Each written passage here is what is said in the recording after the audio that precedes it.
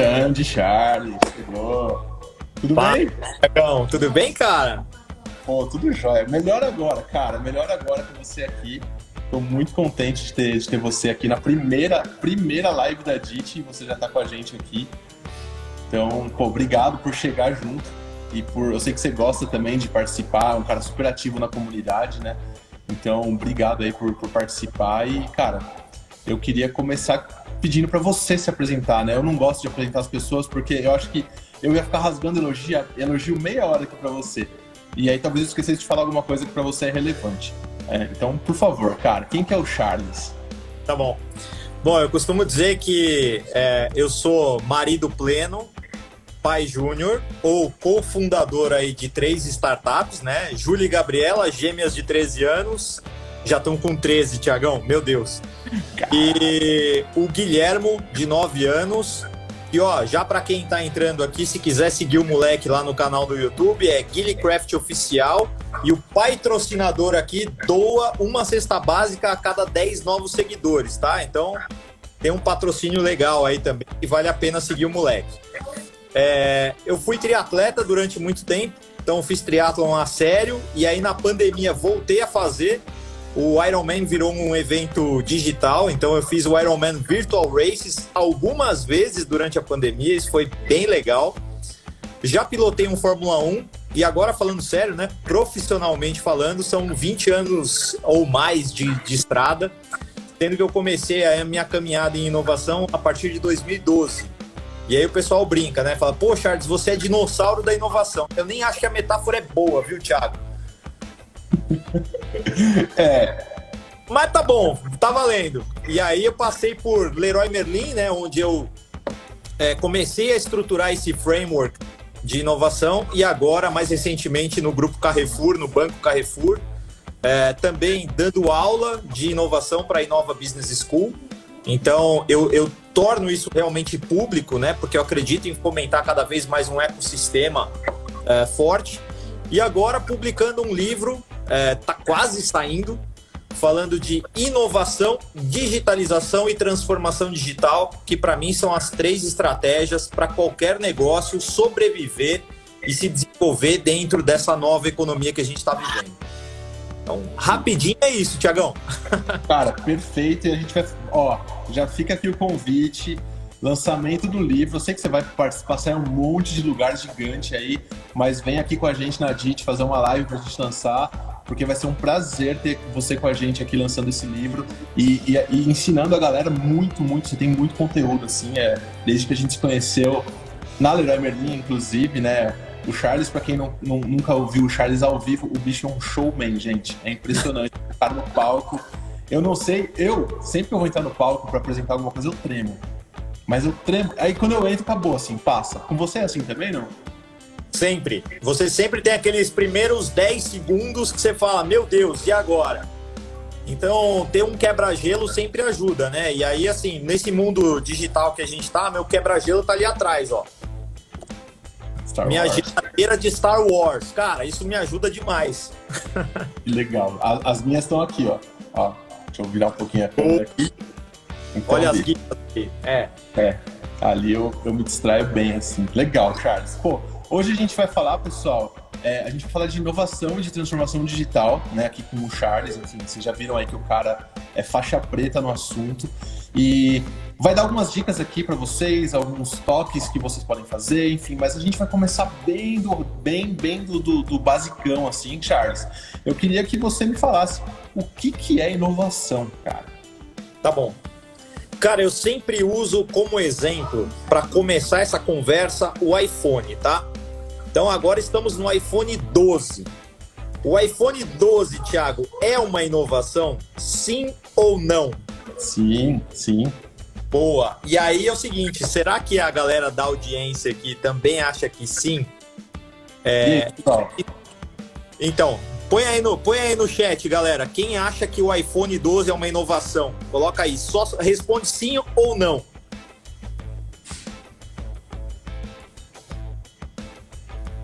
Enquanto a galera vai respondendo aí, Thiagão, o seguinte, o que define uma inovação? É uma matriz que cruza o seguinte, No eixo horizontal, você tem tecnologia e capacidade, capabilities, enfim. E no eixo vertical, modelo de negócios. Então, toda vez que eu estou fazendo alguma coisa com a mesma tecnologia, com o mesmo capability, no mesmo modelo de negócios, eu estou fazendo uma inovação do tipo incremental. Portanto, o iPhone 12 é uma inovação, sim. Ó, a Thaís acertou. Diego Lemos também acertou, ó. Então, você tem a inovação incremental. Gente, traduzindo, melhoria é inovação. E isso é importante por duas coisas. Primeira coisa, para a gente poder estimular isso dentro das nossas equipes, seja para melhorar um processo, seja para reduzir uma pequena fricção com o nosso cliente, para qualquer coisa a gente tem que estar sempre com esse olhar da melhoria. E a segunda coisa é porque tem muito dinheiro passando na frente da tua empresa e você não está capturando esse dinheiro de volta para a organização. A lei do bem, ela fala exatamente a mesma coisa. Inovação incremental é válida. E aí, ó, mais um detalhezinho. A inovação pode ser para o mundo, para o país, para o segmento ou só para a sua empresa. Então, assim, eu e o Thiago, a gente já trabalhou juntos aqui na Leroy Merlin. Se a Telha Norte inventasse alguma coisa nova e a gente copiasse, isto é uma inovação, inclusive do ponto de vista da lei. E aí você tem a possibilidade de capturar de volta para a organização tudo aquilo que você investiu em benefícios para a lei do bem. E isso gera muito dinheiro. Você já começa a inovação rodando no azul, do ponto de vista de contas. Mas aí tá bom. Essa é a incremental. Quais são as disruptivas? Então, primeiro, você tem aquela que muda tecnologia ou capabilities dentro do mesmo modelo de negócio. E a inovação radical. Um grande exemplo disso, para mim, é o Netflix, né? Pegou o velho e bom modelo da Blockbuster e você continua hoje alugando seus filmes e séries via streaming, um outro processo e tal, etc. Do ponto de vista de ruptura de modelo de negócio, então inovação de ruptura, eu só estou mudando o modelo de negócios. Wikipedia, cara, é a enciclopédia, só que aberta, permitindo que qualquer pessoa crie conteúdo e não só mais um pequeno birô ali que construía toda a inteligência do mundo. E aí, por fim, você tem a inovação arquitetural, que ela muda tudo. E aí você tem, obviamente, como exemplos aí os velhos e bons e batidos exemplos, né, de Uber e Airbnb. Mas, para além disso, acho que tem duas coisas legais para falar. O Airbnb, ele resolve um problema real. Tiagão, eu acabei de falar para você, cara, eu sou pai de 3. Não tem hotel no mundo que hospede 5 pessoas no mesmo quarto. Sabe o que acontece na prática? Quando eu tiro 10 dias de férias, eu tenho que pagar por 20. Exatamente. O Airbnb me permite pagar por 10 dias de férias, 10 dias. É maravilhoso. Então ele resolve um problema real. Inovação é resolver problema real. E a segunda coisa, o que é mais importante, né? Inovação incremental ou disruptiva? E aí, eu acho que as duas têm a mesma importância. Se a Apple só tivesse lançado o primeiro iPhone e tivesse esperando até agora pela próxima disrupção, ela também já estaria fora do mercado. Certeza. E agora vai vir os negócios, né? Agora vai vir os brinquedos de Johnson me esmagar. E aí, será que a galera agora concorda ou não? Eu acho que sim, cara. Porque tem uma coisa muito bacana que você falou, Charles, que você tava falando, eu enquanto estou falando com as pessoas, eu anoto, tá? Então, se eu não estiver olhando para a câmera, é porque eu tô anotando alguma coisa muito bacana que você falou, aprendi alguma coisa, anotei. Mas eu gosto do exemplo do iPhone, porque todo mundo conhece, claro, mas ele transiciona legal, né, entre esses modos de inovação que você falou. Porque lá em 2008, o iPhone estava em qual dessas 3 categorias que você mencionou?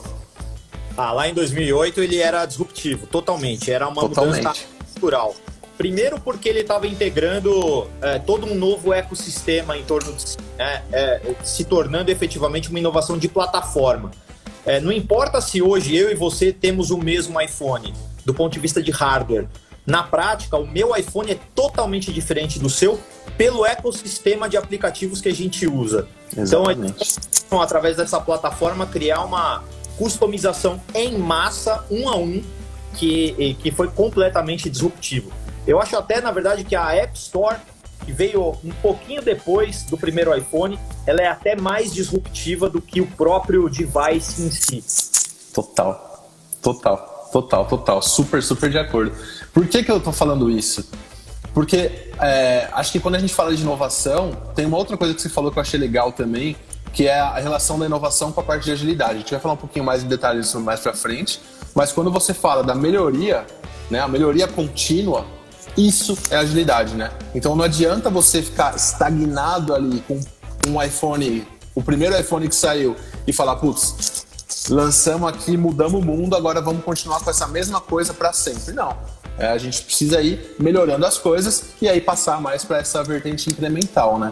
Agora, o que eu queria te perguntar para a gente seguir, porque quando a gente fala de inovação, você colocar inovação no Google, em qualquer lugar, é impressionante, mas a gente vai ver muito case da Apple, do Facebook, da Amazon, do Netflix, do Airbnb. Uber vai pular também ali no top 10 aí, vamos falar. Só que a gente não tem só essas empresas no mundo, né, Charles?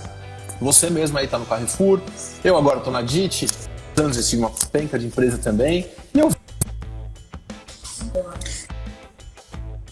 Voltou? Tá aqui. Voltou. Beleza. E eu vi inovação em todas elas. Por que você acha que as empresas que não estão aí no mainstream das big empresas do mundo, né, as 5 maiores, as mais tech, as mais etc., por que elas têm que entrar nessa onda de inovação? Explica pra gente. Legal, Thiagão. Bom, primeiro acho que na tua primeira fala, acho que é legal a gente dar uma conceituada, porque é super importante assim, a gente ver a diferença de sabor de inovação que a gente vai ver numa empresa que já passou pelo seu processo de transformação digital e uma empresa que não passou pelo seu processo de transformação digital. E aí acho que é legal, vale a pena a gente até conceituar o que é transformação digital, porque o nome em si é horrível, tá, Thiagão? Todo mundo vai achar que transformação digital é ter um app, ter um e-commerce, trabalhar remoto, que a pandemia acelerou a transformação digital, e transformação digital não tem nada a ver com isso. A gente está falando de uma reorganização da empresa em função da jornada do cliente. Então, o que você tem que fazer do ponto de vista de transformação digital é olhar a jornada do seu cliente, que invariavelmente vai começar no awareness, ou seja, quando o cliente descobre que a tua empresa existe, descobre quais são os produtos e serviços que você vende, e aí começa a jornada de aquisição, uso, etc., e vai terminar lá no cancelamento. Aí você tem que olhar para esse espaço entre awareness e cancelamento, fatiar isso na quantidade de fatias que servir para a tua organização, e em cima dessas fatias criar as squads. Não é para ter squad do financeiro, da logística, jurídico, de compra, não é. Pode rodar ágil, sem problema nenhum, mas não se chame de squad. Para ser squad, tem que ter pelo menos um KPI de cliente. E aí é o seguinte, se você tem uma squad que tem um KPI de cliente, e roda uma sprint que entrega valor a cada 15 dias, a inovação incremental está acontecendo na veia. Então, eu, como inovação, não preciso estimular a inovação incremental para o cliente. Já numa empresa que não tem ainda esta maturidade de transformação digital, eu, como inovação, preciso estimular a inovação incremental a acontecer lá na ponta com o cliente. Então, acho que é interessante ver um pouquinho aí os flavors. E aí, a sua outra pergunta, né? A sua outra colocação, né? Por que as empresas têm que se jogar sobre esse ambiente de inovação? Porque senão elas morrem. Literalmente, você não sabe mais de onde está vindo o teu próximo concorrente. E mais, você não concorre só com quem está no seu mercado, mas você concorre por um bolso de um cliente que tem fim, tá? O fim do bolso do teu cliente está limitado pelo salário que ele tem. Exatamente. Então, o teu cliente vai escolher comprar de você ao recusar comprar coisas de outras empresas. Então, quem concorre com o varejo, por exemplo, no final do dia, pegando a nossa boa e velha Leroy Merlin aqui, que a gente já falou, quem concorre com a Leroy Merlin? É o segmento de turismo, o cara Exatamente. dele já para investir na casa. É o segmento automotivo, então o cara deixa de comprar um carro para investir na casa e vice-versa. Então, você tem que olhar sempre de uma forma transversal e cada vez mais os ecossistemas, eles estão integrando tudo para dentro de si. Então, você nunca sabe de onde vem a concorrência. Você deixar de inovar, perder o trem da inovação, a empresa morre. É exatamente isso. E uma coisa que eu gosto muito do que você falou, você pegou num ponto que eu adoro, que são as métricas, né? Porque normalmente, gente, você aí na sua empresa amanhã, pergunta pro gerente, quais são os KPIs desses 6 meses? A gente vai ver a taxa de conversão, a gente vai ver a receita, a gente vai ver, sei lá, alguma métrica de suporte, e tem uma porrada de... Aí você faz a segunda pergunta. Por qual dessas métricas o nosso cliente vem aqui? Qual que é a métrica que é importante para ele? Tem um framework que eu gosto muito, que é o Fit for Purpose, e nesse framework ele divide, ele categoriza as métricas, né? E ele fala, gente, o KPI, ele não pode, você não pode ter 200, primeira coisa, porque senão ele perde a letra K, né? Que é a chave, né? E a segunda que ele fala, o KPI não é a sua, sei lá, a sua taxa de conversão, por exemplo. O KPI é qual métrica que você consegue medir, por que o cliente vem até você, escolhe a sua empresa e pega essa quantidade que ele tem disponível no bolso dele para alguma coisa, e a gente não está falando para construção, é o que você falou, eu adoro isso. Tem um outro exemplo da Decathlon também, né? Que o Greg, uma vez, ex-diretor de marketing da Decathlon aqui do Brasil, ele falou para mim, meu concorrente não é a Netshoes, não é a Centauro, meu concorrente é a Brahma, meu concorrente é a Coca-Cola, meu concorrente é a Netflix, porque enquanto o cara tá tomando a Brahma dele, ele não tá fazendo um exercício. Ele não tá vindo na minha Decathlon comprar alguma coisa, sei lá, pra um bambolê, um pula-pula, enfim. E é legal quando a gente começa a pensar nessa questão do bolso. Tem um limite e o bolso não é fatiado por segmentos, né? Ninguém pensa assim, né? A gente não olha... A gente não pega nosso bolso e fala assim, ok, 32% vou investir na minha casa, 13% estamos em pandemia, então não vai dar para viajar, eu vou guardar os 13%, para quando acabar a pandemia eu vou viajar. Tem gente que faz isso, mas se a gente pegar a grande população, aí, a maior parte dos brasileiros e até no mundo, ninguém faz esse tipo de divisão, né? Aquele lance, cara, eu vou deixar de... Eu fiz isso ano passado, eu deixei de assinar, sei lá, Spotify, YouTube e alguma outra coisa que eu assinava para assinar Audible. Então, assim, o bolso é limitado e ele não é categorizado aí por segmentos. Legal demais essa visão. E você já entrou numa coisa que eu gostei também, que você já começou a falar da transformação digital também, né? Então, transformação digital e inovação, elas estão ali, né? Estão grudadas, andando juntas, né? Na verdade é o seguinte, se a gente puder resumir a história de juntar transformação digital e inovação em uma única coisa, faz o seguinte, sabe aquela reguinha de arrastar do Instagram? Sim. Então, transforma ela num foguetinho e coloca assim, quão disruptiva a sua empresa vai ser em função do nível de transformação digital. Aí você arrasta o foguetinho. Quanto de transformação digital eu já fiz? Eu já consegui mapear a jornada do cliente, eu já fatiei essa jornada, eu já estruturei squads em cima dessa jornada e já meço os KPIs de cada uma dessas etapas da jornada. Putz, o que a gente vai fazer de inovação está lá em cima. Não, eu ainda estou fazendo o squad do financeiro, squad da logística, squad do jurídico. Então o foguetinho vai ficar mais para lá. E aí, o nível de disrupção que você vai conseguir gerar dentro da tua empresa vai ser menor. Então, a transformação digital ela está intimamente ligada com o nível de disrupção que você consegue fazer. Não é que se você não tem transformação digital, você não faz inovação. Mas o terreno vai estar muito mais fértil para inovação do tipo incremental. Então, acho que o que muda aí é isso. Quanto mais avançado você tiver em transformação digital, mais disruptivo você pode ser. Quanto menos, mais incremental você vai ser. Eu gosto muito do que você fala, cara, o foco no cliente, de deixar ele ali, de entender essa jornada e pegar o time, sei lá, de aquisição e fazer os caras entenderem o que acontece aí no cancelamento, para de repente eles melhorarem a estratégia, a tática, na verdade, de aquisição deles, né? E o que eu gosto muito é porque força as pessoas a começarem a olhar o que está acontecendo com o cliente. Beleza que, sei lá, você é uma, sei lá, vamos pegar um outro segmento agora. Você é um Bradesco ou um Itaú, legal, que tem aquelas coisas ali que você olha o que o Itaú copia o Bradesco, tanto que é difícil a gente saber o que tem de diferente de um para o outro, né? Aí a gente olha o Nubank, a gente já fala, tá, tem bastante coisa diferente. Mas o que eu gosto é isso, olhar para a jornada do cliente e partir daí. Prestar atenção no seu cliente. O que tá rolando bem, o que não tá rolando bem, o que você pode melhorar, o que você pode começar a oferecer que você já não oferece, quanto que você consegue, de repente, arrecadar com isso. Enfim, foco no cliente. E aí a gente tem todas as matérias aí, vamos falar assim, né, do digital hoje, ou que não seja digital, mas sei lá, os data science, como que a gente coloca esses caras para entenderem essa jornada com você e começar a extrair números ou métricas para te ajudar a automatizar alguma coisa, a personalizar outra coisa, enfim.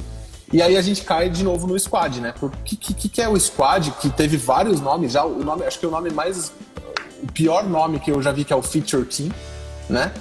Porque o Feature Team, você subentende que é uma equipe que só vai entregar a funcionalidade. E na real a gente não quer isso, né? Quando a gente está falando de inovação pura, de transformação digital, a gente está resolvendo o problema, você falou isso lá no comecinho. Resolver o problema com funcionalidade? Às vezes sim. Às vezes não, né?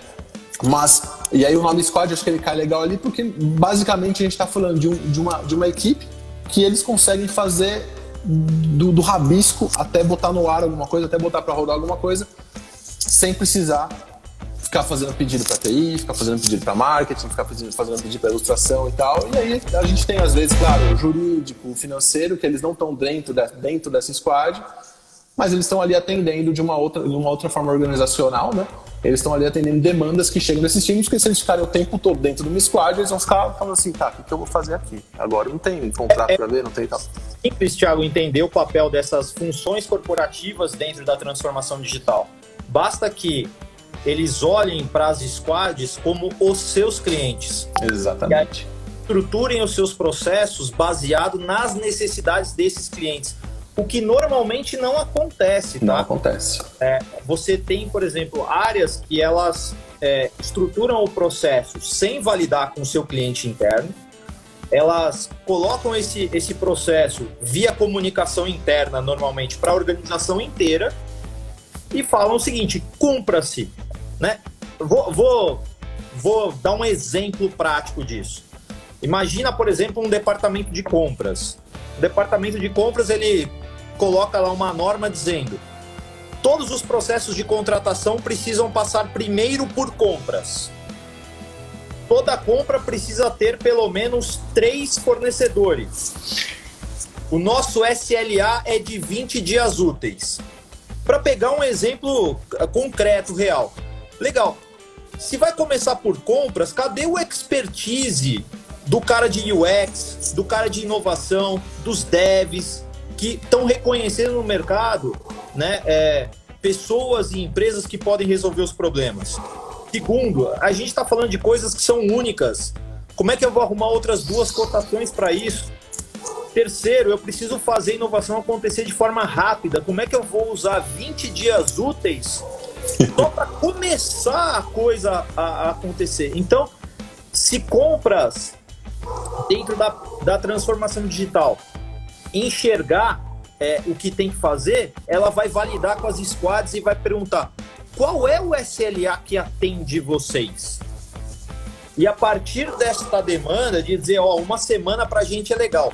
Aí começa. Você voltar atrás e falar assim, por aqui um processo que eu consigo validar um processo de compras em 5 dias. E não 20 dias úteis. Né? Então, muda isso. As funções corporativas elas podem e devem rodar metodologia ágil. Elas devem olhar para o seu cliente interno como o demandante de como estruturar o processo, e aí devem adequar e transformar o seu processo de forma incremental, exatamente como qualquer squad vai fazer para o seu cliente final. É só uma mudança ali de paradigma, né? Ao invés de construir processo e envelopar para todo mundo, é você construir a partir do seu cliente, escutando ele como qualquer squad normalmente faz. E uma coisa bacana do que você falou, que eu acho que vale, essa validação contínua, né? De pegar, pô, legal, a gente partiu de alguma coisa que foi pedido ali pelo nosso cliente, a gente rabiscou de repente alguma coisa, vamos de repente dar um check. E eu curto desses checks, eu acho que é legal fazer com 3 coisas, né? A parte da desejabilidade, né? Será que os caras vão gostar disso? Mas não só isso, né? A viabilidade técnica, né? Será que a gente consegue desenvolver isso? Não só desenvolver no sentido de programar, mas desenvolver de, sei lá, subir um muro, subir uma loja, enfim. Será que a gente consegue fazer isso para atingir essa expectativa? E a terceira, a viabilidade econômica, né? Será que faz sentido, o que a gente vai ter de retorno disso faz sentido para... Então, eu gosto de falar que é o sweet spot ali, né? É o pontinho no meio dessas 3 bolinhas ali, o que é desejado, o que é viável tecnicamente e o que é viável economicamente. Tem empresa já que nessa de tentar entrar em transformação digital foi pro ralo porque não balanceou ali essas 3 esferas, né? Exatamente. Poxa. E aí, assim, só trazendo um exemplo concreto disso, né? Aqui dentro do Banco Carrefour, por exemplo, a gente teve alguns processos aí junto com o jurídico para tentar otimizar. Por exemplo, eu quero colocar uma startup para dentro aqui do Banco Carrefour. Cara, quando eu cheguei aqui em 2019, o nosso modelo de contrato padrão, ele tinha 22 páginas. E aí, o jurídico entrou junto com a gente e junto com os stakeholders, que são as próprias startups, para entender o que é um contrato mínimo que vai salvaguardar o banco, a empresa, né, de tudo aquilo que é risco, mas de que forma eu posso ser mais permeável para trazer uma startup e fazer negócio com a gente. Hoje, o contrato padrão do Banco Carrefour tem 3 páginas. Lindo. A gente consegue pegar esse mesmo exemplo para formulário na internet. Né? Exato. A empresa pede ali 57 campos para a pessoa se inscrever para fazer uma compra. Mas desses 57 campos, quantos são necessários para aquele momento? Né? 4, 5? Então como que a gente... E a gente está falando a mesma coisa em cenários diferentes. Né? Um é jurídico para ter uma empresa entrando no Carrefour e o outro é um formulário de internet para você converter qualquer coisa e coletar qualquer dado que você quiser do cliente. Partir do mesmo princípio. Você acabou de evocar aqui a abertura feita pela Sucarita, que é uma consultora sênior da Forrester, na NRF de 2019. Ela trouxe a seguinte informação: 87% dos varejistas norte-americanos acham que estão provendo uma experiência personalizada para o seu cliente.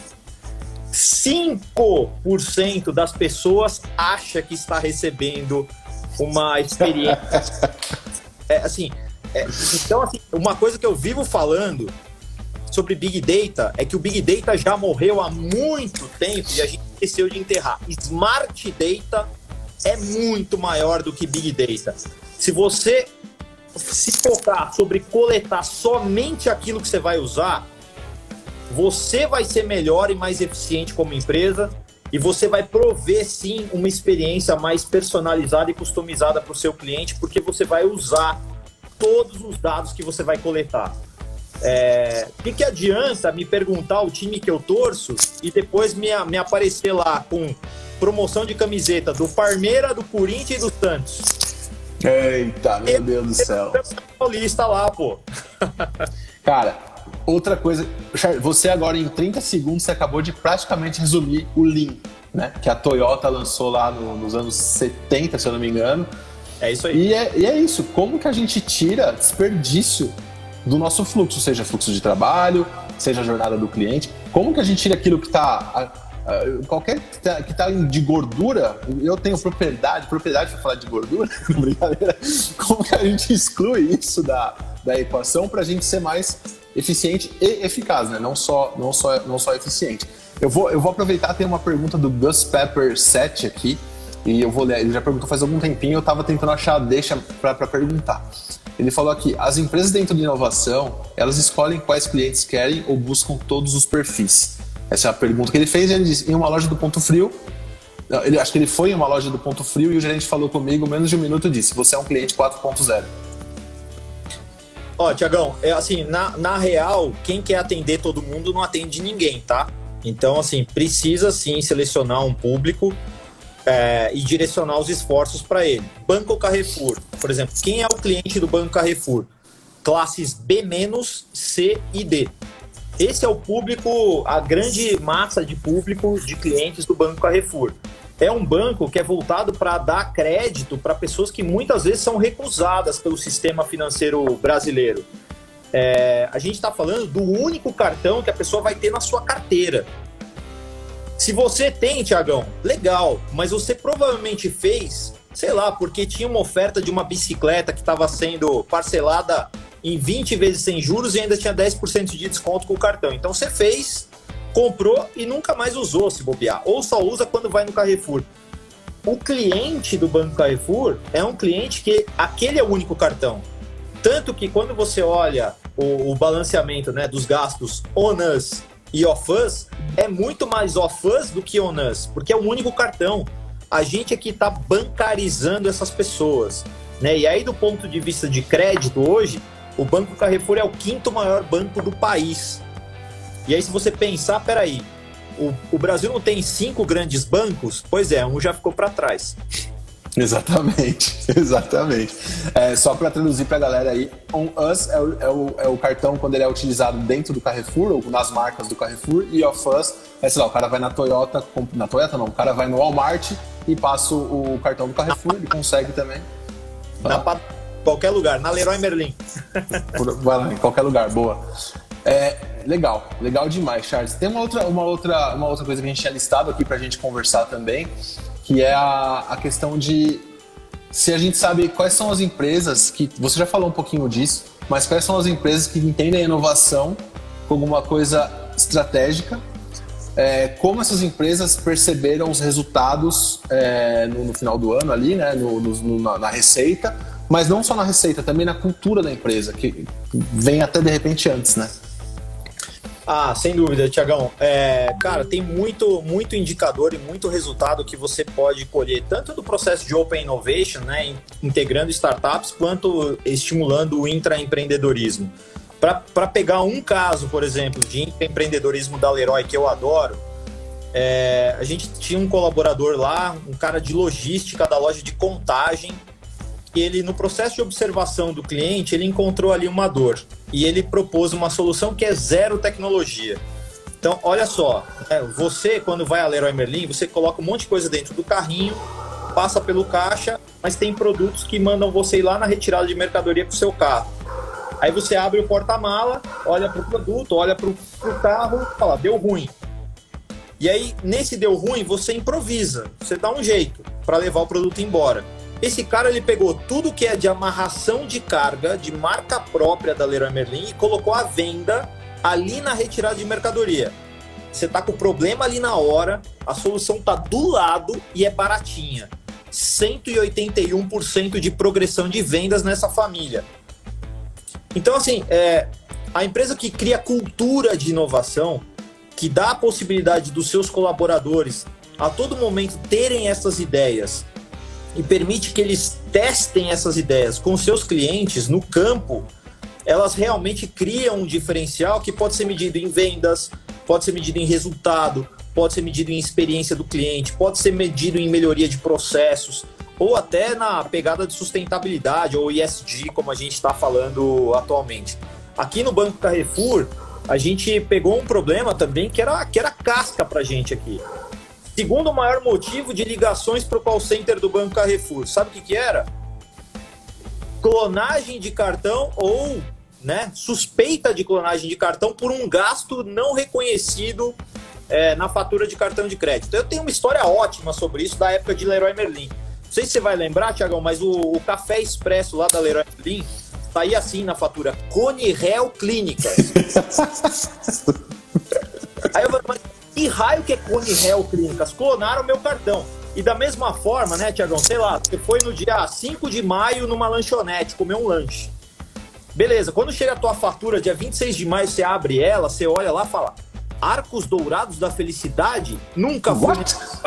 Clonaram meu cartão. Aí você liga pra tentar entender, aí a moça te explica, fala: Arcos Dourados da Felicidade é McDonald's, sabe?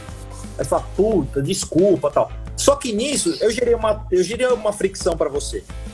deixei você preocupado com o cartão, eu fiz você perder tempo do seu dia ligando para a central para entender aquele gasto, eu ocupei a central de atendimento com aquilo e, de novo, é o segundo maior motivo de ligações para o call center do Banco Carrefour, e eu imagino que em outros bancos também, como eu te falei do caso da Leroy, aí do Cone Health Clínicas.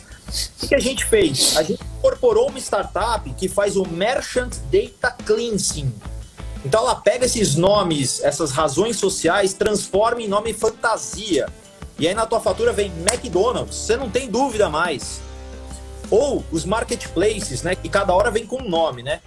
M Livre, Mercado Livre, ML, ou AMZ, Amazon.com, e outras variações. Ela agrupa esses caras embaixo de um mesmo nome. Então a tua fatura fica muito mais palatável para você entender, não gera esse estresse e você reduz absurdamente o número de ligações. Então, tudo deve ser medido, né? Tudo tem resultado ali que você consegue medir na prática em cima desses 5 elementos que a gente falou. Legal demais. Quando eu trabalhei na Local Web, já foi, 2008, 2007, foi interessante porque lá tinha uma métrica que era uma métrica de saúde, então aí introduzindo mais um tipo de métrica aí, então a gente tem o KPI, que nesse framework que eu comentei lá atrás, ele é a métrica que faz o cliente vir, né? Então a gente olha para o KPI, a gente entende que o cliente vem, e a segunda é a métrica de saúde, né? Que a gente tem que deixar ela sempre ali no verde, vamos dizer assim, né? No saudável. E é uma métrica que a gente olha, sei lá, uma vez por mês e tal, e essa era uma métrica, né? O número de incidentes no suporte. E aí a gente sabia como é que ia ser a receita no final do mês, porque essa porra custa caro, né? Custa uma grana, é um drive gigante de insatisfação de cliente, né? Então, assim, o cara liga no suporte, espera 20 minutos para ser... Quem nunca, né? Espera 20 minutos para ser atendido. Quando é atendido, ele apertou, de repente, alguma coisa errada na URA, ou ele não entende o processo da empresa, e ele é encaminhado para lá, jogado para lá, como se fosse uma bolinha de tênis. E isso vai minando cada vez mais a experiência, que faz o cara ir no Reclame Aqui, e depois o cara vai lá no Google Places e vai reclamar da sua empresa no Google, e aí o caos está instaurado, e ainda mais se você é uma startup que já não tem a credibilidade, de repente, que uma marca como Carrefour, como Leroy Merlin tem no mercado, e vai olhar e falar assim, será que eu compro? Será que esses comentários positivos aqui não são bot? Robô? Sabe? Será que o que tá falando mal não tá falando a verdade? E aí é um abraço, se você é uma empresa que tá começando, aí vai ser difícil. Então, acho que esse tipo de coisa é muito interessante, e usar essas métricas para medir isso, acho que ajuda a saber o que tá acontecendo, né? Ajuda a não ficar perdido olhando, meu Deus. E outra coisa que você falou do Big Data, de novo, cai no mesmo, né? Na mesma esfera ali do jurídico, que tinha um contrato de 27 páginas, o formulário com 53, que é um Big Data. Se você está medindo tudo, tem o Jared Spool, que é um cara muito respeitado em UX, e ele viralizou esse tweet dele. A gente estava conversando outro dia, ele falou assim, cara, eu tweeto tanta coisa, esse aqui viralizou, porque ele falou, se você tem um dashboard na sua empresa, significa que você está perdido, porque você quer olhar para todo tipo de número. Ele é super polêmico, né? Depois ele explicou o motivo e tal, mas ele estava justamente falando disso. Quais são ali as 5, 6 métricas que você julga importante, né? Que você pode chamar de KPI, né? Os resultados-chave que você tem ali, né? Os indicadores de performance-chave que você tem ali. Demais. Você quer ver como isso se conecta, por exemplo, com a questão da transformação digital do ponto de vista de centralidade no cliente? Eu vou citar algumas empresas aqui, não é demérito, tá? Não é demérito nenhum. Várias outras empresas eu acho que praticam o mesmo tipo de processo, e a razão é única e exclusivamente custos, e é super entendível do ponto de vista de custos, tá? Mas recentemente eu precisei usar o saque da Vigor e da Balduco. O saque da Vigor e da Balduco via celular não recebe ligações no 0800, não recebe ligações de celular. Bom, Brasil, cenário Brasil, 28 milhões de telefones fixos e caindo, celulares 280 milhões. Já temos mais celulares do que pessoas no país. Concorda comigo que se eu passei pelo processo de transformação digital, eu tenho a centralidade no cliente, o meu processo de atendimento vai privilegiar eu ter uma central de atendimento que recebe ligações de celular? e não uma central de atendimento que é econômica e não recebe ligações de celular, então é como a transformação digital apoia, inclusive, este tipo de decisão, de como você pode criar processos que efetivamente estão focados no seu cliente. E aí você pode, em cima disso, usar os melhores dados e usar as melhores inovações. Cara, eu tenho um exemplo bacana. A gente sempre fala de tabloide, né? Com o Diegão tá aí. A gente sempre fala de tabloide, e quanto o tabloide, ele é o equivalente aí, né, do 0800 que não deixa celular ligar. Porque, cara, quanto tabloide a gente vê no lixo? O tabloide ali, eu não vou falar de vegetal, porque eu gosto de vegetal, mas é um negócio que não... É um negócio morto, né, cara? Que, assim, muitas empresas fazem, às vezes pensando no custo, mas na verdade que não está trazendo muito retorno. E como é que a gente consegue mostrar que, de repente, a gente muda o investimento de impressão e a gente traz para alguma coisa mais digital, nesse caso, ele vai conseguir medir tudo, ele vai conseguir atender mais essa demanda e vai conseguir melhorar o planeta também, né? Porque a gente vai parar de começar a imprimir papel que vai ser jogado no lixo. Então, essa economia ingênua, vamos dizer assim, ela acaba custando mais caro lá no final, né? Porque além de... Tudo bem, você economizou ali os seus 12%, 13% na operação, mas quanto isso custa na aquisição de cliente? Então é o que exatamente que você falou. Eu estou olhando só numa fatia ali da minha jornada, da jornada do meu cliente, e quanto que aquilo representa de custo, mas se a gente abrir um pouquinho o leque e olhar, peraí, então quanto que a gente está gastando de aquisição para o cara chegar a passar por tudo isso, e a gente vai só, na verdade, trazer o cancelamento para mais perto, né? Exato. Fala assim, cara, não vou mais continuar nessa empresa porque para mim deu. Ó, e quem estiver na live aqui com a gente, quiser testar a sua própria empresa com isso, depois é só pegar o celular e ligar no seu próprio 0800. Exatamente. A resposta ali. E aí você já pode começar a movimentar a sua empresa na direção da centralidade no cliente. Fica a dica aqui para vocês. Totalmente. E começar a provocar isso, né? Uma coisa, uma dica normalmente que as pessoas falam é: tá, mas como a gente começa nesse negócio de olhar para o cliente? Fala, cara, simples. Sua empresa tem SAP? Tem, beleza. Fica 3 horas ali no SAP, né? Você já vai ouvir um monte de coisa, depois você pega tudo aquilo que você ouviu. E aí, claro, não é quantitativo, ele é qualitativo, né? Então, assim, você não pode tomar aquilo como verdade absoluta, mas se você passou 3 horas no SAP ouvindo os clientes falarem, e você tem ali 3 coisas que todo mundo, ou pelo menos 80% das pessoas falaram, todo mundo não vai falar, mas 80% das pessoas falaram, compara isso com o backlog, né, a lista de atividades da empresa, de prioridades para os próximos 3 meses. Vê se aquilo lá está ali. Se aquilo lá não estiver ali, você já achou uma grande oportunidade de ser promovida ou promovido. Porque resolveu aquilo ali, você vai não só aumentar a satisfação do cliente, você vai reduzir, de repente, o custo ou o tempo de espera, tá? Se não reduzir o custo, vai reduzir o tempo de espera no seu saque, porque menos pessoas vão abrir chamados ali, seja por telefone, seja por e-mail, seja por chat, whatever. Então, acho que isso é muito importante. Agora, Charles, você deu exemplo de uma empresa numa experiência ruim, vamos falar assim. Vamos pegar um case contrário? Vamos pegar uma experiência de que você conhecer, assim, não as gringas, que estão mandando super bem e tal, legal, mas você tem algum exemplo aqui no Brasil de alguma empresa que você conhece que entrou nessa onda de inovação, transformação digital e conseguiu, de fato, ter um puta resultado positivo? Acho que o maior e mais expoente exemplo que a gente tem no Brasil, a gente vai sempre se remeter a ele, é o Magalu. Total. Acho que dispensa comentários, né? Assim, o quanto o valuation da empresa aumentou. Embora o Magalu esteja sempre em constante processo de transformação. Quando a gente olha até do ponto de vista de omnichannel, o Magalu não é a empresa mais evoluída do Brasil. Eu inclusive, diria que o Magalu é uma empresa multi-channel, tá longe de ser omnichannel. A Leroy Merlin, por exemplo, é muito mais omnichannel do que o próprio Magalu, mas sem dúvida nenhuma, o Magalu é um belíssimo exemplo de como fomentar o seu próprio ecossistema, criando soluções de forma realmente global. Mas, assim, eu sou lover de algumas marcas, né?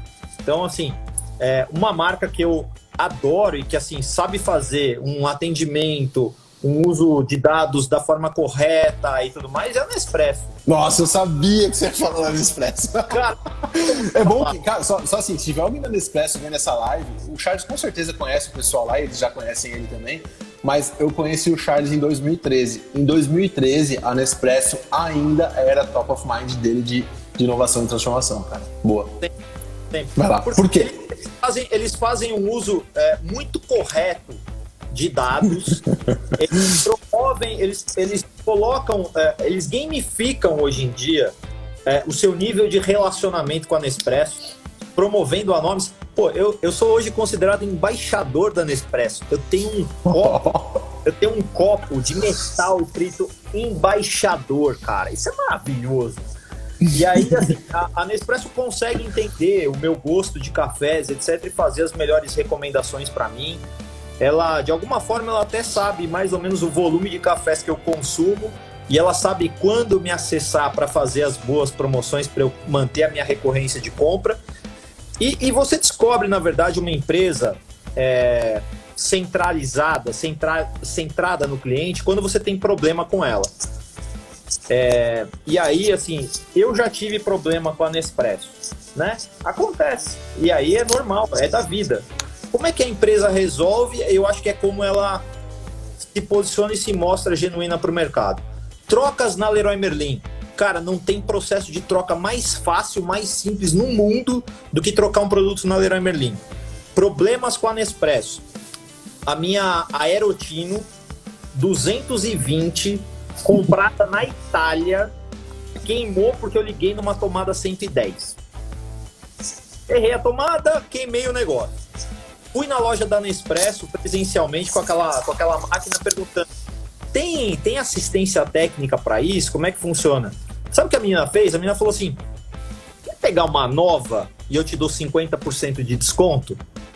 Porra, trade-in de produto queimado, meu amigo. Ó, eu vou te falar, é espetacular. Outra coisa que aconteceu, uma vez comprei as xícaras de vidro da Nespresso. Legal, cara, 4 xícaras, né? 2 kitzinhos de 2 xícaras.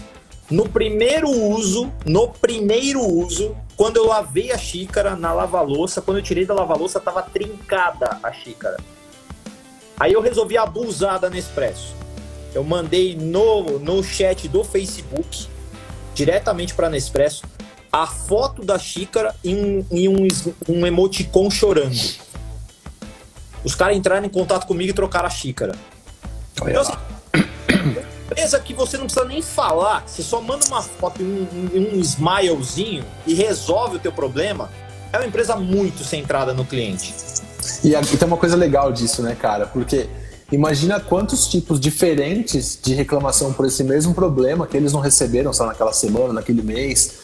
E aí, o cara, olha, ó, gente, aconteceu isso aqui, vamos resolver o problema que está acontecendo com uma galera. Tem uma coisa legal, você falou do case da Leroy Merlin, né, que a troca é muito fácil, de fato é. Teve uma época, quando eu estava lá ainda, eu ouvi relatos da galera de loja, você ouviu muito mais do que eu, com certeza, porque você estava nas lojas, tipo, eu tentava ir para a loja lá para ouvir, para observar, para fazer uma pesquisa mais qualitativa, não é nem uma pesquisa, uma observação ali dos clientes andando na loja e tal, e às vezes a gente até abordava um cliente para fazer uma entrevistinha. Eu ia uma vez por semana, quando não dava, uma vez a cada 2 semanas, ficava meio periodinho ali, às vezes o dia inteiro e tal. E aí eu ouvi bastante as pessoas falando, cara, já veio o cliente aqui trocar produto da Telha Norte, que a gente não vende na Leroy. E aí a pergunta foi assim, mas você é louco? Por que você trocou o produto? Porque junto com aquela troca, ele não vai mais lá, ele vai vir aqui, porque ele sabia onde ele comprou, mas ele falou, cara, ele já deve ter ido lá, quantas vezes ele me bateu de frente lá, não conseguiu ser atendido bem e tal. Não que não seja uma empresa boa, o problema que eles tinham lá em 2013, 2014, eu não sei hoje. E aí ele chegou na Leroy com esse produto, eu não lembro se era a Telha Norte ou a outra 6C. E aí trocou, aí o gerente me falou, cara, ele trocou a tinta, levou uma marca própria nossa no lugar, mas ele lembrou que ele tinha esquecido de comprar o pincel, que ele tinha esquecido de comprar a fita crepe, que tem uma margem interessante. Ele esqueceu de comprar não sei o quê, e na semana seguinte ele voltou para fazer o projeto da cozinha dele. Então, assim, custo de aquisição, qual que foi? Quanto que custa uma lata de tinta? R$100? Então, assim... E aí, qual é o belo desse cara, né? Que depois vai, de repente, reformar a casa inteira com você, porque você o atendeu num momento de problema. Exato. Não sabe? A gente não tá falando daquele um ticket, que tudo bem, depois que comprou mais pincel, fita crepe e tudo mais para resolver o problema da tinta. Não, é qual o lifetime value desse cliente. Isso. E o balanceamento que a gente tem que fazer é sempre o CAC, né? O custo de aquisição do Exato. com o lifetime value. Então, a gente estava falando aqui de uso de tabloide, né? Qual é o CAC, né, no uso do tabloide? Versus, por exemplo, você permitir que o cliente resolva um problema com você.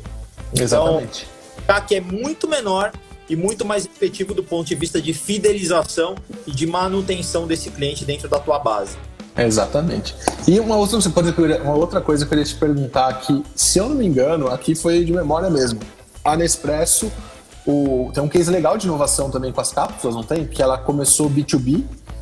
E eu não sei se era com a Nespresso, eu acho que era. Ela começou B2B. Cara, nenhuma empresa queria comprar. E aí os caras mudaram a estratégia e falaram assim, cara, vamos botar isso B2C. E aí explodiu. E aí hoje a gente tem uma porrada de empresas, na própria Deo, lá na França, quando eu tava lá, tinha duas maquininhas deles que rendiam uma grana absurda. Mas esse é um case bem conhecido deles também, né? Super. O que é legal, acho que na história da Nespresso é que é uma empresa que nasceu dentro de outra empresa, né? E pouquíssimas empresas no mundo estão preparadas para fazer esse tipo de movimento. Ainda hoje, a Nespresso já é um caso até relativamente antigo. Se a gente for ver, até a patente da cápsula já caiu, né? Qualquer um pode fazer cápsula compatível com o Nespresso, para dar uma dimensão do tempo, né, que a gente está falando aqui de uma inovação. Mas, cara, nascer uma empresa dentro de uma empresa, né, fazer esse movimento de spin-off foi super disruptivo para a época, e testar os mercados, né, com essa liberdade até você acertar é um negócio incrível. Cara, vou te dar um exemplo aqui do Grupo Carrefour, que aí eu escavei, né, fiz o meu trabalho de antropólogo aqui para poder defender, inclusive, a possibilidade dos colaboradores atuais do Grupo Carrefour poderem estruturar empresas dentro da empresa. Então, em 1998, olha o nível de visionário dos caras. 4 colaboradores lá no Carrefour da França montaram o primeiro e-commerce do Carrefour. 98. Esses caras, no final do projeto, o que eles receberam? O salário, o bônus e o tapinha nas costas. Normal. E aí, o que eles resolveram fazer? Vamos sair nós 4 e vamos montar uma empresa nova? E aí eles montaram uma empresa chamada Itelius. A Itelius chegou a faturar 17 milhões de euros. E aí foi comprada pela Capgemini. Se o Carrefour tivesse, nessa época, falado assim, vamos montar o Carrefour WS, ou o Carrefour Lu, para citar aqui algum. Então, cara, hoje o mercado seria diferente. Ele teria outros players jogando em arenas que hoje estão ocupadas por AWS, que foi uma spin-off que nasceu do Amazon.com, ou mesmo de todo o processo de transformação digital da Magalu, fazendo uma empresa plataforma, ali, uma empresa de ecossistema. Então, cara, a gente teve isso na mão.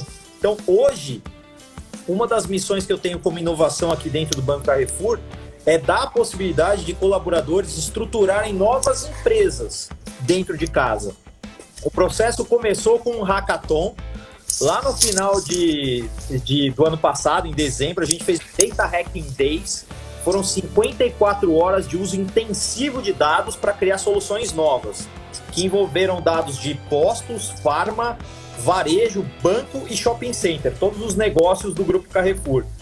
13 novos projetos foram montados, a gente escolheu 4 com maior potencial. Esses 4 agora vão passar por um bootcamp com a Levagon. Então eles vão estar com tudo montado do ponto de vista tecnológico para testar com clientes reais.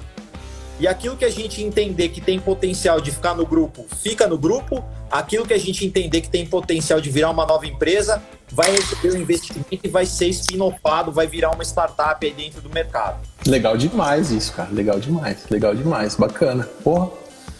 Você falou eu queria, em cima disso ainda, eu queria te fazer uma pergunta. Claro, você chegou no Carrefour faz um aninho já, não mais? Quase 2. Quase 2 anos já, então beleza. Passou rápido, cara. Caramba. Pois é, passou 2 aninhos. Oi? Eu tô até de férias, ó que luxo. Nossa, hein? Chique.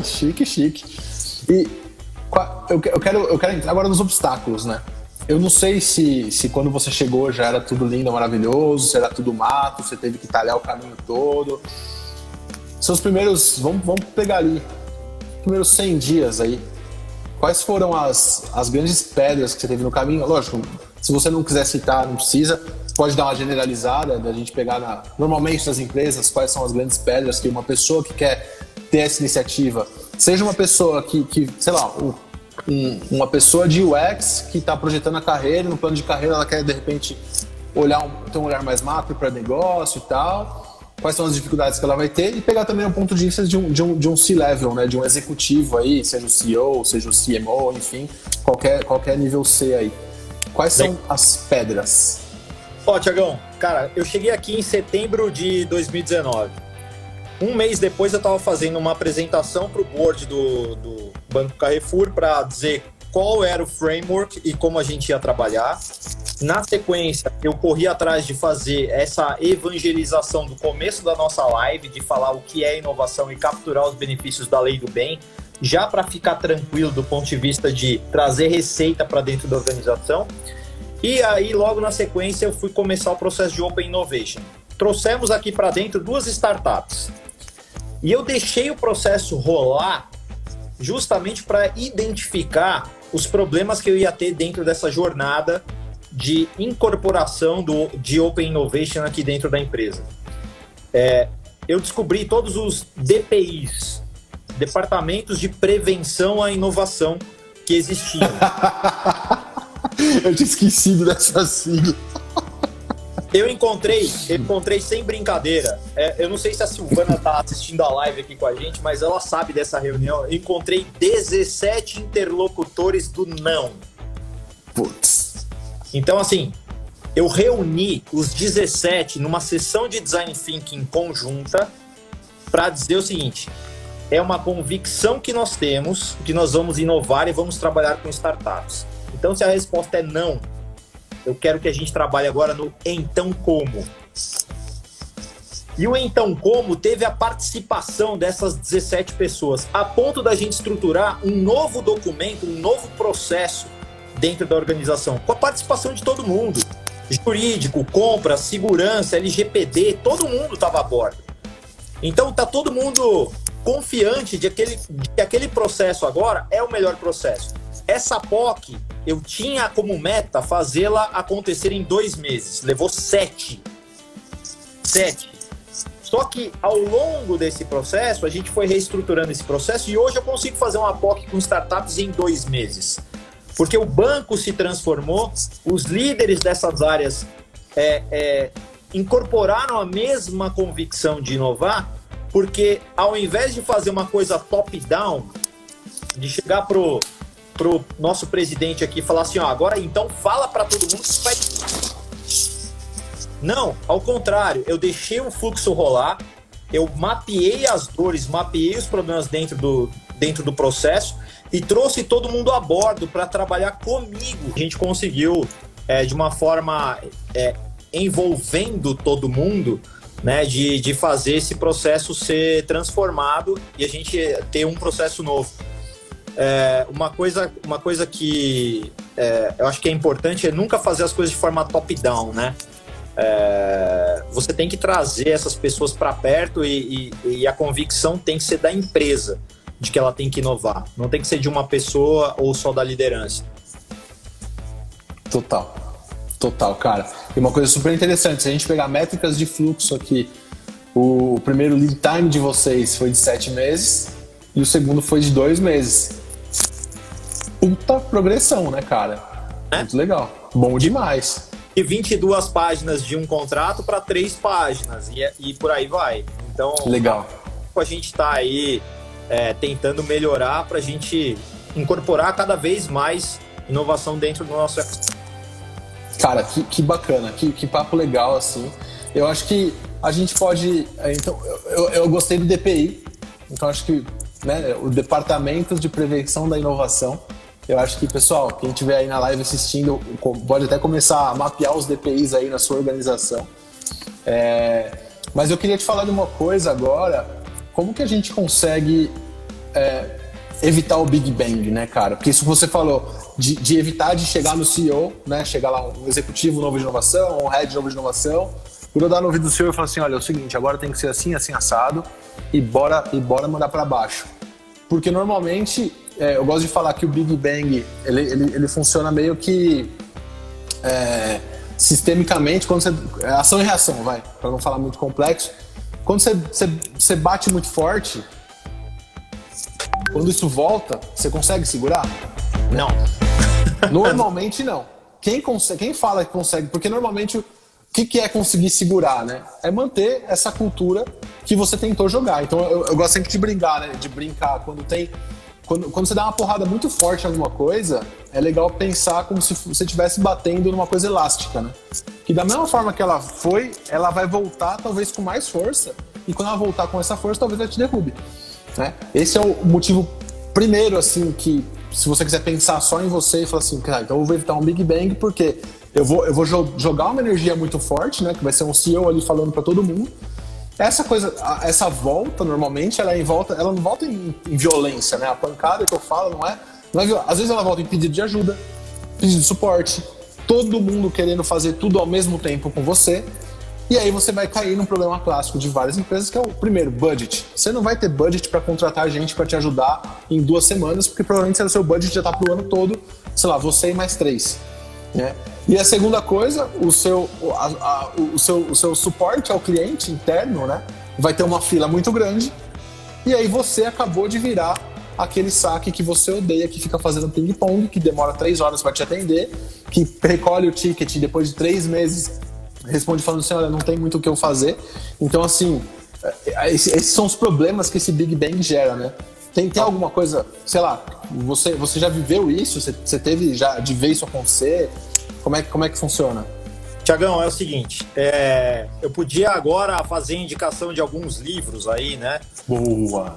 Mais bacanas, né? A gente podia falar de Lean Startup, a gente podia falar de agilidade e tudo mais. Cara, eu vou indicar, assim, um livro que pra mim eu acho que vai ilustrar bem esse momento. Ria da minha vida antes que eu ria da sua. Tem 3 volumes, inclusive. Então é o seguinte, a gente gosta muito de falar sobre a parte de sucesso, né? Deixa eu falar sobre o meu maior erro na minha carreira de inovação, que aconteceu, inclusive, dentro da Leroy Merlin, e eu vou descrevê-lo, obviamente que é um dos lados da história, mas eu vou descrevê-lo para você entender por que o Big Bang não funciona. Quando a gente começou a estruturar a área de inovação dentro da Leroy Merlin, a minha interpretação naquele momento era de que eu devia encontrar dentro do ecossistema de inovação startups que tivessem sinergia com o negócio da Leroy Merlin. E aí, nesse processo, eu encontrei uma startup chamada YouPick. A YouPick tem uma solução chamada Arquiteto de Bolso. Eles projetam qualquer ambiente em até 2 horas. Energia maravilhosa com o negócio da Leroy Merlin. Fomos a campo, testamos isso em uma loja, identificamos qual era o nível de precificação, os produtos que deveriam ser recomendados e tudo mais. Quando estava tudo pronto, né, assim, modelos de negócios perfeitos, a gente sabia, inclusive, qual era o retorno que a gente ia ter com aquilo, a gente quis implantar esse troço para todas as lojas. E aí veio o elemento, de novo, transformação digital é humano, veio o elemento humano. Eu não sabia, eu não fui envolvido, eu não conheci as empresas, eu não sei por que essa é a melhor, não sei por que essa tem que ser escolhida. E o resultado é que, na prática, aqui no Brasil, aí o PIC acabou nunca decolando, porque a gente tentou justamente fazer esse troço em formato Big Bang. Então, inovação não começa a partir de um hunting, de uma solução que pode ter sinergia com o teu negócio.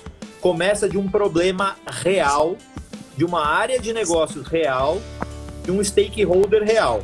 Se a área de negócios tivesse me demandado por uma startup que entregasse esse tipo de solução, o case hoje no Brasil talvez fosse um sucesso, como está sendo lá em Portugal. Tamanha a solução boa que a gente tinha na mão. Então aí o Pique hoje está escalando na Leroy Merlin Portugal e não aqui na Leroy Merlin Brasil. Mas é resultado de uma estratégia, de uma abordagem errada de inovação. Inovação sempre tem que começar a partir de um problema real, de um stakeholder real. Ela não tem que ser uma garagem, um laboratório que vai evolucionando ali ideias e vai tentar impor depois para a companhia inteira. Não funciona nem para ideia, nem para inovação e muito menos para processos novos que a organização vai seguir. Então, ria da minha vida antes que eu ria da sua. Não cometam esse mesmo erro na empresa de vocês. Não queiram implantar processo de inovação de forma top-down nas organizações de vocês. Nenhum processo, acho que top-down funciona, cara. A não ser pra mim não funciona. Eu acho que é isso. Eu acho que tem uma relação interessante do top-down, comando e controle, né? O classicão que a gente conhece, que isso, cara, esquece, 2021, isso daí já foi, não faz mais sentido. E tem aquele top-down que por exemplo, acho que tem um case bacana que é o da Amazon, do Google, enfim, que são os líderes que falam, esse aqui é o caminho estratégico que a gente quer seguir. Como a gente vai chegar lá? Não sei. Perfeito, Thiago, perfeito. Olha só, o propósito do Banco Carrefour foi reescrito no final de 2019. O propósito do Banco Carrefour é transformar serviços financeiros em experiência e crédito em qualidade de vida. Vamos separar o troço aí, ó. Serviço financeiro em experiência. Hoje, eu comparo o serviço financeiro de qualquer instituição a joelho. Tá? Eu não lembro, Thiago, a última vez que você acordou um dia às 6h30 da manhã e falou: nossa, meu joelho hoje tá incrível, vou correr 10 quilômetros. Não lembro. E aí, assim, eu não me lembro quando foi a última vez que você parou um jantar com um amigo, happy hour, pra falar: deixa eu falar do meu banco.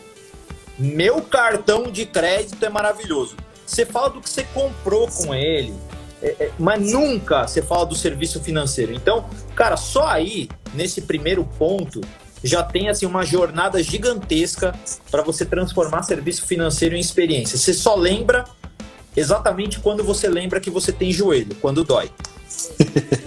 Doeu o joelho, você lembra. Puta, meu joelho. É verdade, é verdade. Passou ali nos 3 segundos que você digitou a senha, você falou: deu erro, deu problema aqui. Aí você lembra do negócio. Se não teve fricção na jornada, você nem lembra que existe. É verdade. Então, cara, transformar o serviço financeiro em algo que você pare um jantar com amigos para falar: peraí, deixa eu falar do meu cartão para você, igual a gente fez com o Nespresso, com Apple, com outras empresas, cara, tem um caminho aí. Então, essa é a direção, essa é a parte top-down. A outra parte do top-down é transformar crédito em qualidade de vida. Cara, o Banco Carrefour hoje está no processo de bancarização das pessoas. E dentro do ecossistema a gente tem o Atacadão. Pô, o Atacadão é o lugar onde as pessoas vão comprar produtos para se tornarem empreendedores. É o cara que faz cachorro-quente, que vende água, que faz brigadeiro, etc. Então, crédito na mão dessas pessoas, cara, de alguma forma é capital de giro e é a possibilidade dele ampliar o negócio dele. Então eu estou mexendo realmente com a qualidade de vida dessas pessoas, porque sou eu que estou dando acesso ao segmento financeiro. E quanto menores forem as taxas de juros, as anuidades e tudo aquilo que está por trás desse serviço, mais qualidade de vida eu vou estar dando para essas pessoas. Então é uma jornada também de longo prazo aí, e essa é a parte que funciona no top-down. O resto não funciona. É você ouvindo o seu cliente, interagindo com ele, ouvindo seus stakeholders, interagindo com ele, e a partir dessas escutas, transformando a organização. Cara, você falou de nível, genial o que você falou agora. Eu acho que matou bem ali o que a gente entende quando a gente fala um top-down de qualidade, vamos dizer assim. Um top-down estratégico, um top-down bem colocado, e tem o bottom-up, né? Que é quando essa resposta vem da parte de baixo da pirâmide da organização, vamos dizer assim. Ela é escutada pela parte de cima e fala assim: opa, qual que é o feedback que está vindo disso aqui? Como que a gente ajusta o nosso curso aqui de acordo com o que a gente está entendendo que está vindo da galera da operação e da tática. Você falou de livro, pra gente caminhar pro fim aqui. Eu tenho um livro que eu gosto muito, que é o do Jim McKelvey, que foi o cara que criou a Square Up, que agora é só Square o nome, que é a pilha de inovação, né? Pilha de stack, pilha, né? Uma pilha de coisas, mas a pilha de inovação, criando um negócio infalível, criando um negócio que ninguém vai bater. E esse livro ele conta um pouco a história do Square. E uma coisa, o ponto central do livro dele, está no título já, quais são os itens de inovação que você vai empilhando um em cima do outro para você garantir aí esse ecossistema, né? Como eles se conversam entre si, né? No caso dele, eles começaram com 3, né? Que era, não precisava de serviço de atendimento ao cliente, você não precisava ligar para nada, então tudo estava ali resolvido dentro da solução que eles entregavam, e se tivesse algum problema você mandava um e-mail, no dia seguinte alguém te respondia, mas não tinha um lugar que você ligava e tal. Segundo, eles cobravam uma porcentagem por transação que era a menor do mercado, e o terceiro era um design elegante, diferente e tal, que eles podiam plugar a maquininha deles no iPhone na época e passar o cartão. E o propósito deles era bem similar com o de vocês, eles tinham ali o objetivo de atingir todas as empresas, as pequenas empresas que ainda não tinham crédito, não tinham um score suficiente para ter crédito nos grandes bancos. E aí eles falam, cara, a gente vai morder essa fatia do mercado. E aí ele fala que quando essa pilha de inovação que eles tinham, a cada uma que você adiciona, e como ela bem conversa com a de baixo, você tem um cálculo matemático para te dar como que você aumenta a barreira de entrada de concorrentes no seu negócio. E aí ele conta como que ele bateu a Amazon, né? Porque é uma estratégia clássica da Amazon que quando ela quer entrar no mercado, o que ela faz? Ela entra no mercado, no livro ele traz um exemplo de fraude, de uma empresa de fraude que a Amazon conseguiu comprar no final. A Amazon chegou no mercado e olhou, tá, a fraude dos caras é boa, tem um serviço legal e tem um preço bom. Daqui, beleza. Qual das 3 a gente vai atacar? Eles atacaram o preço. Eles começaram a vender a mesma fralda, as mesmas fraldas que eles tinham, por 30% menos. E aí eu acho muito legal que ele fala assim, o que essa empresa fez? Ela começou a brigar com a Amazon, você tá louca? Colocou ali 31%.